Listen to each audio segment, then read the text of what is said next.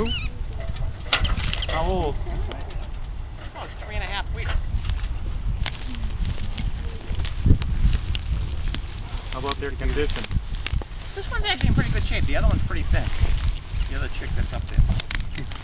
The other chick's about 2 days younger than this one here. The feet are the first thing really that develop, so you can see how big they are. And the interesting thing about these guys as well is that they have this really unique forcible toe, and you can turn this toe so it can be in the front, back talon here, or they can have two in the back and two in the front, which is unique to raptors. And they have really good fat on this one here. The other one's kind of thin, so this is the bird that's certainly the dominant bird in this case mostly. That's actually moisture coming out of it. What happens is when they eat from the fish and stuff like that, when they put their head down like that, and some of that fluid actually drains out. That's not a problem. It's actually how they help keep themselves cool as well. Parents are out finding food. You know, with all these feathers, fluids out through there, and they will actually pant. And when they pant, they can exchange the air between the inner skin and stay cool. Once they know that they're restrained, oftentimes they don't make a difference. This particular bird actually was pretty aggressive, and it was actually biting while I was up there and trying to grab me with its talons. So you can see the talons are actually pretty developed, even though the bird's only still very young.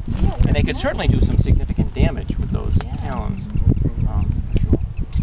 You don't wear gloves ever?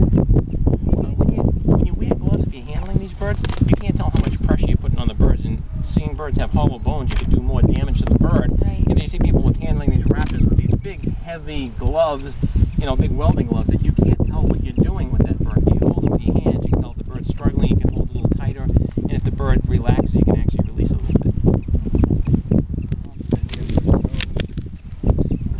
Yes. And extremely waterproof. They have a, I don't know if you can smell that, but they have a certain odor to them. You can tell different raptors by the different smells that they actually have. And it's the oil and the oil gland they have.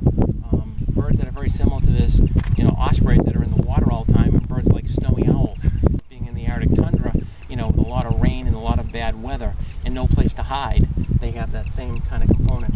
So you have an odor test. My kids used to, oh, smell this feather. You can tell what it is, close your eyes.